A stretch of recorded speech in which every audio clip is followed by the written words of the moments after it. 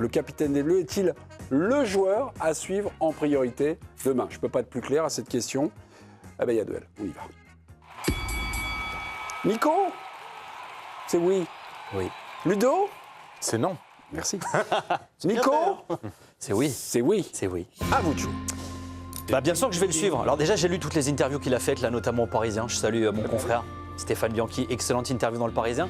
J'ai beaucoup aimé la petite question de son frère Ethan Mbappé sur quand est-ce que tu vas te mettre à défendre. Moi, je l'attends beaucoup sur le match de demain, notamment là-dessus, parce qu'il s'est beaucoup exprimé. Et puis, je l'attends beaucoup parce que l'attention est portée sur lui depuis si longtemps qu'avant les compétitions majeures, il a toujours cette tendance à s'exprimer, mais il répond toujours sur le terrain. Donc oui, j'ai envie de voir comment il va jouer. J'ai envie de voir comment l'équipe va s'articuler autour de lui aussi. J'ai aussi envie de voir les autres, hein. Mais l'attention va clairement être portée sur Kylian Mbappé sur ce match-là. Ludovic Obraniak, vous voyez un autre joueur si ce n'est pas Mbappé? C'est vrai que pendant plusieurs années, il y a eu lui et les autres. Et plusieurs autres se sont mis au niveau. Maintenant, il y a les autres et lui. Donc j'ai envie aussi de voir les autres, et notamment un joueur qui est juste le Ballon d'Or actuel, qui a peut-être fait un dernier match contre l'Irlande du Nord un petit peu en dents de scie, mais peut-être qu'il se gérait aussi par rapport à la finale de la Ligue des Champions. Donc c'est lui que j'attends dans le rôle de playmaker, celui qui va faire remporter ce premier match à l'équipe de France, qui a été celui qui a fait briller le Paris Saint-Germain. Donc je vais avoir un œil tout particulier sur Ousmane Dembélé. Dembélé face à Mbappé. Nico face à Ludo. Le président est dans la place. Président, vous allez scruter qui? En priorité, évidemment. On va regarder le match, mais en priorité. Mais je pense que j'aurais dit vraiment l'équipe en général. Mais par rapport à tout ce qui a été dit depuis quelques jours, par rapport à tout ce qui se dit autour d'Mbappé, je pense que je vais quand même avoir un petit œil sur lui supplémentaire par rapport au reste. Exceptionnellement. Non, pas exceptionnellement, parce que j'aime bien voir... Sur son voir activité en détail défensive. tout ce qu'il fait. Non, pas que ça, la connexion aussi avec les autres. Je pense que c'est vraiment très très important pour la suite de la compétition. Vous, Mélisande, vous avez alerté, vous avez allumé juste avant la pause en disant profitez bien de cette organisation en 4-2-4. Pourquoi? Je ne sais pas si ça peut durer quand le niveau va s'élever et quand la tension va s'élever d'un match. Ce que vous sentez, c'est plutôt non. Plutôt non. Ouais, plutôt non. Je pense que j'ai peur que ce soit un peu déséquilibré. Après, tout dépendra des efforts que font tous les attaquants sans le ballon, évidemment. Mais je pense que dans une compétition comme ça, et avec le sélectionneur qu'on a, et même avec les joueurs qu'on a, si on joue en 4-3-3, c'est pas non plus infamant. Moi, je vais regarder Olysée parce que je pense que c'est lui qui peut devenir... le guide, celui qui allume toute la lumière. Griezmann n'est plus là, c'est lui qui nous avait porté sur les deux dernières Coupes du Monde, en 2018 et puis en 2022 dans un autre registre. Et Olysée, je pense qu'il peut être ce joueur-là qui allume la lumière quand il y en a besoin. Et on va surveiller évidemment effectivement sa relation technique avec Mbappé qui décidera de beaucoup de choses pour la suite, je pense. Kix, Dembélé, Olysée, Doué. C'est tombé sur vous. Non, mais c'est Mbappé parce qu'en fait, de sa performance avec et sans ballon, des connexions, de sa capacité à presser plus qu'il ne le fait, va dépendre la pérennité, la survie de ce système. En vrai, c'est ça. C'est-à-dire que là, si on a des doutes, c'est qu'on se dit le niveau de pression n'est pas assez élevé, ça ne protège pas assez tes milieux à la perte de balle, et sa façon de bouger ou de ne pas se connecter annihile quasiment en l'état l'influence de Dembélé, qui est un joueur Ballon d'Or au PSG, mais qui n'est plus ce joueur-là, en tout cas pas encore, en équipe de France.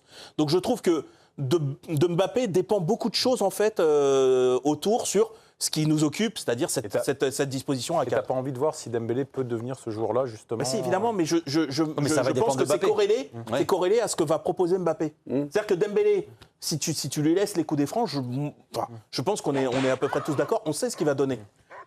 Olysée, on n'en parle même pas, et Doué, il est dans de très bonne disposition. Le doute, il est sur...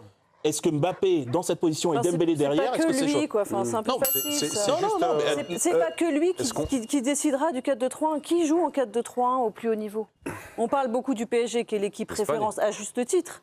À juste L'Allemagne, titre. l'Espagne. Non mais en club, En club. le PSG, tu vois, enfin, c'est compliqué de jouer, N'hésitez pas à parler du de résultat jouer du avec duel, hein. seulement deux milieux. Bon, ça C'est va, compliqué. Ludovic Aubragnac. Il a gagné vite fait. faut pas aller- 83%. mais n'hésitons pas à parler de- C'est un triomphe romain. Je vous emmène à Miami, au Hard Rock Café de Miami. C'est pas le bistrot, c'est pas le bistrot, c'est le stade. Regardez dans quelques minutes. Uruguay, Arabie Qu'est-ce que Saoudite. c'est fort? Écoutez, je fais un petit vrai ou faux. L'Uruguay éliminé dès le premier tour lors de la dernière Coupe du Monde, c'est vrai ou c'est faux? Dernière Coupe du Monde 2000. Dernière Coupe du Monde, éliminé dès le premier tour Je dirais l'Uruguay. oui, moi. C'est vrai? Eh ben c'est vrai. Le groupe H, Portugal et la Corée du Sud s'étaient qualifiés. L'Arabie Saoudite, je vous le dis, a gagné 6 matchs en Coupe du Monde en 6 participations. Est-ce que c'est vrai ou est-ce que c'est faux? C'est faux. C'est faux? C'est vrai. C'est vrai? C'est vrai. C'est vrai aussi? Ah, vous avez du nez, mais il est bouché.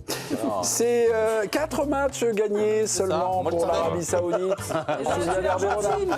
L'Uruguay, son dernier match gagné date de 2018. C'est vrai ou c'est faux ça? 2018 en Coupe du Monde, hein? Sûrement, hein, c'est en Ouais. 22. Oui. C'est sorti, Oui. hein. Oui, Oui, oui. Portugal, non?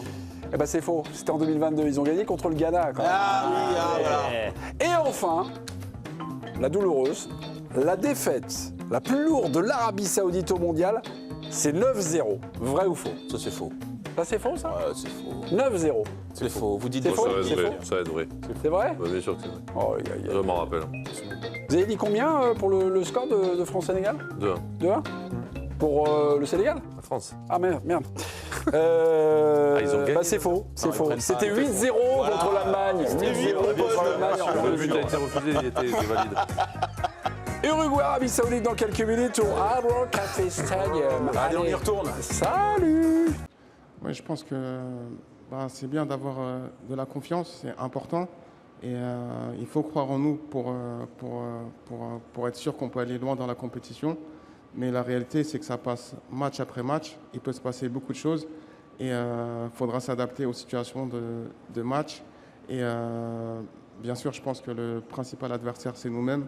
Il faudra rester solidaire, atteindre les objectifs, être concerné, concentré et se battre pour ça.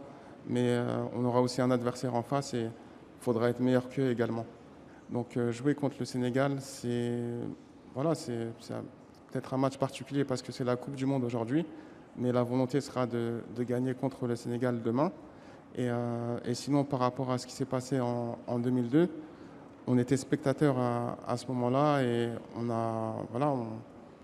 a vu ce qui s'est passé, donc la victoire du Sénégal. Et aujourd'hui, en tant qu'acteur et en préparation du match de demain, ce qu'on veut, c'est la victoire, pas pour une revanche, mais pour bien démarrer la compétition et aller le plus loin possible. Non, je pense que le Sénégal est une équipe avec beaucoup de qualités, beaucoup d'atouts. Leur milieu, notamment, qui a très bien performé durant la dernière compétition. Mais ils ont aussi des joueurs offensifs, une défense, un équilibre qui rend le Sénégal une équipe très difficile à prendre au sérieux. Mais je pense que le match se jouera avec beaucoup d'aspects. Et je pense qu'on a les atouts pour rivaliser contre le Sénégal, pour l'emporter. Et c'est ce qu'on veut faire demain.